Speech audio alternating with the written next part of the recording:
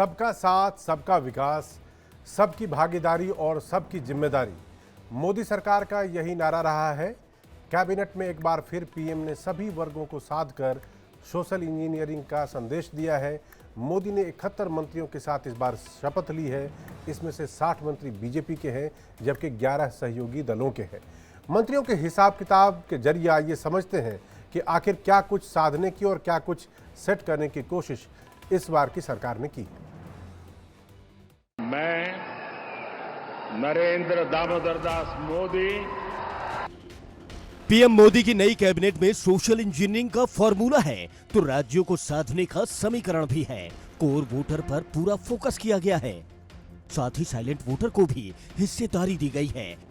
आइए आपको दिखाते हैं कि मोदी कैबिनेट में इस बार किस जाति धर्म से कितने मंत्री बनाए गए हैं। सबसे ज्यादा हिस्सेदारी ओबीसी को मिली है। पिछड़े वर्ग से कुल 29 मंत्री बनाए गए हैं। इसमें 27 ओबीसी और 2 एससी बीसी यानी अत्यंत पिछड़ा वर्ग से हैं। सामान्य वर्ग जिसे बीजेपी का कोर वोटर माना जाता है, उससे 28 मंत्री बनाए गए हैं। अनुसूचित जाति से 10 और अनुसूचित जनजाति से 5 मंत्री बनाए गए हैं। एक मंत्री ईसाई समुदाय से भी बनाया गया है। मोदी कैबिनेट में इस बार 7 महिलाएं शामिल हैं। पहले टर्म में 8 महिलाएं थी, जबकि दूसरे टर्म में 6 महिला मंत्री थी। सरकार की बात आती है तब वो अकेला मोदी नहीं होता है।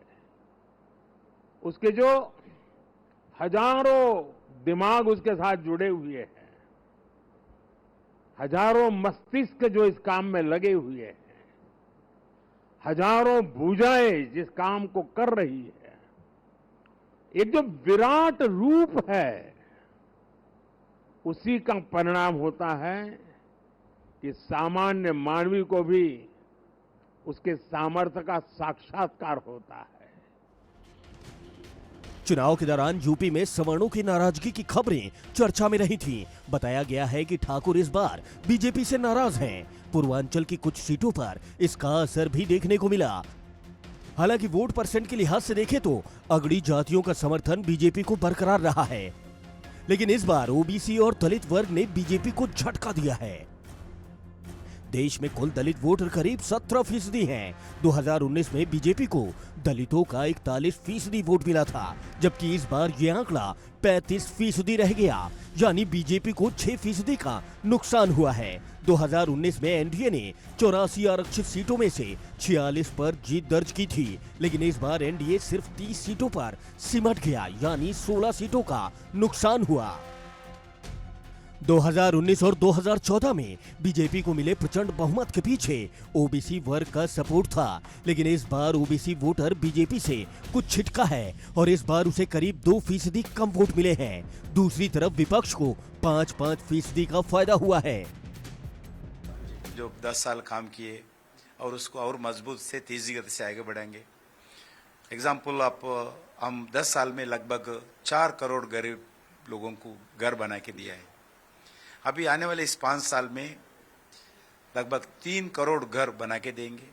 हर घर को पानी देंगे और भ्रष्टाचार के विषय पर और तेजी से काम करेंगे और वैसे ही आतंकवाद के विषय पर 0 टॉलरेंस अपनाते हुए काम करने का प्लान करेंगे। वैसे ही आज भारत में जो 2047 में मोदी जी का सपना है विकसित भारत हो, उसी दृष्टिकोण से राजनीति से उठ के सभी लोगों को जोड़ने का, सभी संस्थाओं को, एनजीओस को जोड़ने का काम करेंगे। यही वजह है कि बीजेपी ने मंत्रिमंडल में सभी वर्गों को साथ कर बड़ा संदेश दिया और ये बताने की कोशिश की कि मोदी सरकार सभी वर्गों को साथ लेकर चलती है, सभी को बराबर की भागीदारी दी गई है। बीजेपी बिल्कुल नहीं चाहेगी कि दलित और ओबीसी वर्ग में उसकी पकड़ कमजोर हो। अगर ऐसा हुआ तो जनाधार और कम होगा। मंत्रिमंडल में सभी राज्यों को भी बराबर की भागीदारी देने की कोशिश की गई है। मोदी कैबिनेट में इस बार सबसे युवा मंत्री टीडीपी के राम मोहन नायडू हैं, जबकि सबसे बुजुर्ग मंत्री हमसे जीतन राम मांझी हैं। मांझी को कैबिनेट मंत्री बनाया गया है। इस बार पीएम मोदी के साथ सबसे बड़े मंत्रिमंडल ने शपथ ली है।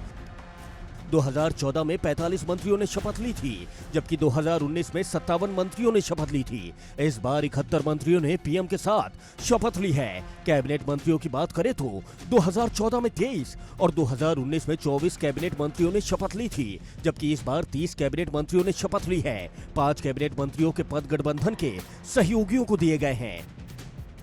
जो जिम्मेवारी मिलेगी उस जिम्मेवारी को बड़ी मजबूती से निभाने का काम किया जाएगा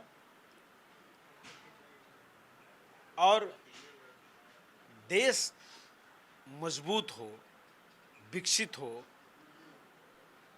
इसके लिए दिन रात काम करना है। यूपी में इस बार बीजेपी को करारी हार झेलनी पड़ी है। इसके बावजूद राज्य से 17 मंत्री बनाए गए हैं, ताकि ये संदेश न जाए कि राज्य को कम भागीदारी मिली है। यही नहीं, कांग्रेस या दूसरी पार्टियों से बीजेपी में आए 13 लोगों को भी मंत्रिमंडल में जगह दी गई है। Bureau report, India daily live.